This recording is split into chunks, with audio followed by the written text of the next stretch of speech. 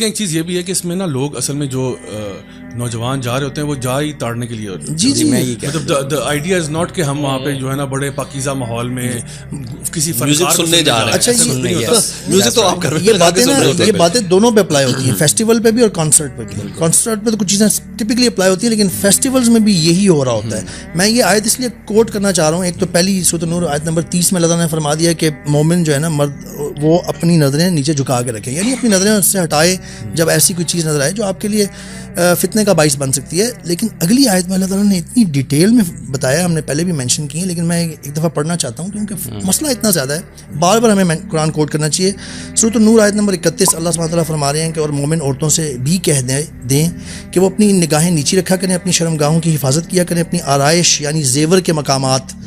ایڈورنمنٹ and اورنامنٹیشن. ایڈورنمنٹ جب وہ lipstick وغیرہ اور بال سب کچھ بنائے جاتے ہیں, ایڈورن کیا جاتا ہے, اور اورنامنٹیشن جو زیور پہنا جاتا ہے مختلف اپنے آپ کو انکریزڈ بیوٹیفیکیشن کے لیے, ان کو مت ظاہر کریں کہ مقامات کو اور آرائش اور سنگار کے مقامات کو مت ظاہر کریں سوائے اپنے خاوند. اچھا 12 لوگوں کا اللہ تعالیٰ نے یہاں پہ ذکر کیا ہے. اللہ سبحانہ تعالیٰ نے spared some time to say these words, یہ اللہ کے ورڈز ہیں کہ وہ مت ان چیزوں کا مت ظاہر کریں اپنے باپ, اپنے سسر, اپنے بیٹوں, اپنے خاوند کے دوسری بیوی سے جو بیٹے ہیں یعنی وہ بھی محرم ہیں, اپنے بھائیوں, بھتیجوں, بھانجوں, اور اپنی قسم کی عورتوں اور لونڈیوں غلاموں کے سوا نیز ان خدام کے جو عورتوں کی خواہش نہ رکھیں, اور ایسے لڑکوں کے, ایسے بچوں کے جو بھی عورتوں کے پردے کی چیزوں سے واقف نہیں ہیں. اللہ سبحانہ وتعالیٰ نے اتنی ڈیٹیل میں یہ بتا دیا ہے. اب اگر ہم اس اور پھر آگے اللہ تعالیٰ نے یہ بھی فرمایا جو آپ نے وہ مینشن کیا تھا نا کہ اور اپنے پاؤں ایسے طور سے زمین پہ نہ ماریں جس سے فتنہ پیدا ہوتا ہے. آبویسلی یہ جو ڈریسنگ خواتین کی ہے اس میں یہ چیز ہے شامل ہے. میں نے یہ چیز بڑی زیادہ دیکھی ہے کہ women in our society have failed to understand this because it's different how women and men their brains work, ٹھیک ہے, لیکن somehow women have failed to understand this کہ جو ایک مرد کا ذہن ہوتا ہے وہ بہت ڈفرینٹلی کام کرتا ہے.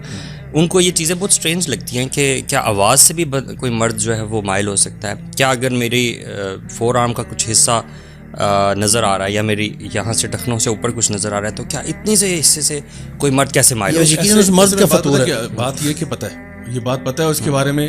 ایک پراپر ریسرچ ہے کہ women who are for example in married and so on, یہ بلکہ انشاءاللہ ہم لوگ اس کے اوپر اسکرین پہ جو ہے دکھا بھی دیں گے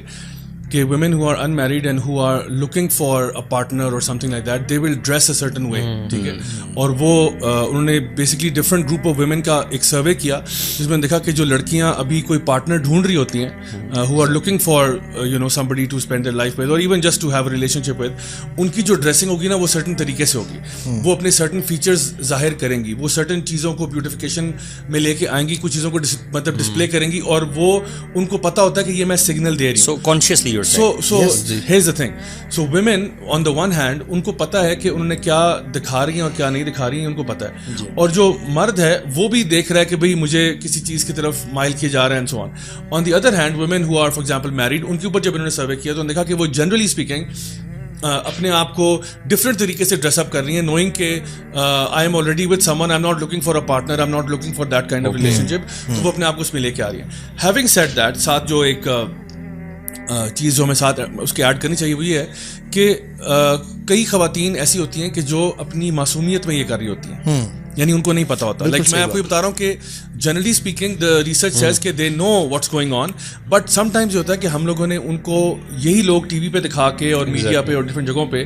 اتنا ان کو گلیمرائز کر دیا ہوا ہے اور اتنا اس کو نارملائز کر دیا کہ ایک لڑکی اپنی کسی فیوریٹ ایکٹرس کو کاپی کر رہی ہے یا اپنی فیوریٹ سیلیبریٹی کو کاپی کر رہی ہے, تو وہ اپنی معصومیت میں کہہ رہی ہے کہ بھائی میں تو اس کی طرح تیار ہو رہی ہوں. اب وہ نہیں پتا کہ اس کی طرح تیار ہونے سے کیا ہو رہا ہے, اس کے ریپرکشنز کیا ہے. سو جو عمر بھائی بات کر رہے تھے نا کہ جو اللہ تعالیٰ کے قانون ہیں, جب انسان ان قوانین کو توڑتا ہے, چاہے وہ کسی لیول پہ, مرد نظریں نیچے نہیں کر رہے, عورتیں بھی نظریں نیچے نہیں کر رہی, حجاب کا خیال نہیں رکھا جا رہا, اور free mixing X Y Z جتنی چیزیں, تو دیکھیں اللہ تعالیٰ کے قانون, this is how it works, ٹھیک ہے. سو فار ایگزامپل اللہ کے 2 قسم کے لاز ہوتے ہیں, ایک وہ لاز ہیں جو قرآن مجید میں ہیں جن کو ہم شریعت کے قوانین کہتے ہیں, اور ایک اللہ کے وہ لاز ہیں جو کہ نیچرل لاز ہیں. For example gravity. اب گریوٹی جو ہے وہ نیوٹن نے ڈسکور کیا, لیکن نیوٹن نے پیدا نہیں کی gravity. Gravity is something created by اللہ سبحانہ و تعالیٰ. سورج اور چاند کی جو گردش ہے وہ اللہ نے کریٹ کی, کسی ایسٹرونومر نے اس کو ڈسکور کیا ہو وہ اور بات ہے, بٹ کریٹ اللہ نے کی ہے. اسی طرح سے پانی کی ایک خاص ڈینسٹی ہے, اس کی ایک خاص وسکوسٹی ہے. پانی کے اوپر چلنا ممکن نہیں ہوگا, پانی میں یہ آپ کو تیرنا پڑے گا, یہ ڈوبنا پڑے گا. تو یہ قانون بھی اللہ کے ہیں, اور جو شریعت کے قوانین ہیں یہ بھی اللہ کے ہیں. So just like when you break some of these laws, یہ جب اللہ کے یہ جو قدرتی قانون ہیں جو ان کو جب آپ توڑیں گے تو اس کے ریپیکشنز ہوں گے. For example if you have a cliff, right, آپ اس کلف کے اوپر سے آگے چلنا شروع کر دیں تو آپ گر جائیں گے, اور وہ گریوٹی آپ پہ اثر کرے گی اور امیڈیٹلی اثر کرے گی. ایسا نہیں کہ وہ کبھی کبھار کرے گی کبھی کبھار نہیں کرے گی. جیسے وہ بچپن میں نا ہم لوگ کارٹونز دیکھتے تھے جس میں ٹام اینڈ جیری میں یا روڈ رنر میں یا بگز بنی کے کسی کارٹون میں وہ نا پہاڑ سے آگے چلتا جاتا تھا, پہاڑ ختم ہو گیا, اب وہ ہوا میں چل رہا ہے, اور پھر اس کو 5 سیکنڈ کے بعد ریئلائز ہوتا تھا کہ یار میرے نیچے تو زمین ہی کوئی نہیں ہے, اور پھر وہ گرتا تھا. تو اصل میں physics doesn't work like that. اور یہ جو فزکس کے لاز ہیں, کیمسٹری بایولوجی کے لاز ہیں, یہ بھی اللہ کے بنائے ہوئے لاز ہیں. تو ہوتا کیا ہے کہ جب انسان ان قوانین کو توڑتا ہے تو اس کو اس کا رزلٹ ملتا ہے, فوراً ملتا ہے. بالکل اسی طرح سے جب آپ اللہ تعالیٰ کے وہ قوانین توڑتے ہو جو شریعت کے ہیں تب بھی آپ کو رزلٹ ملتا ہے, لیکن ڈیلیڈ ملتا ہے. کتنی ڈیلے سے ملے گا یہ مجھے نہیں معلوم, لیکن ملتا ضرور ہے, کیونکہ اللہ تعالیٰ فرماتے ہیں وما اصابکم من مصیبت فبما کسبت ایدیکم ویعفو عن کثیر, کہ جو بھی مصیبت تمہارے پہ آئی ہے وہ تمہارے اپنے اعمال کی وجہ سے ہے. ایکشن ہوا ہے, اس کا ری ایکشن ہوا ہے. سو جب آپ اللہ تعالیٰ کی شریعت کو توڑتے ہو, اللہ تعالیٰ فرماتے ہیں اس کا کانسیکوینس ہوگا. کب ہوگا یہ نہیں پتا, لیکن یاد رکھو جب بھی اللہ کی نافرمانی کرو گے there is an عذاب that is coming your way unless کہ آپ اس عذاب کے آنے سے پہلے ہی توبہ کر لیں. جیسے پچھلی قوموں میں یونس علیہ السلام کی جو قوم تھی نا, انہوں نے یہ کیا تھا کہ ان کی طرف عذاب آ رہا تھا, انہوں نے کلیکٹیولی استغفار کیا کہ اللہ ہم سے غلطی ہوگی معاف کر دے, اللہ تعالیٰ نے وہ عذاب ان سے واپس پھیر لیا. تو یاد رکھیں کہ جب بھی آپ اللہ تعالیٰ کی شریعت کو توڑیں گے, آپ کسی بھی جو اللہ تعالیٰ کے بتائے ہوئے احکامات ان کو فالو نہیں کریں گے, سو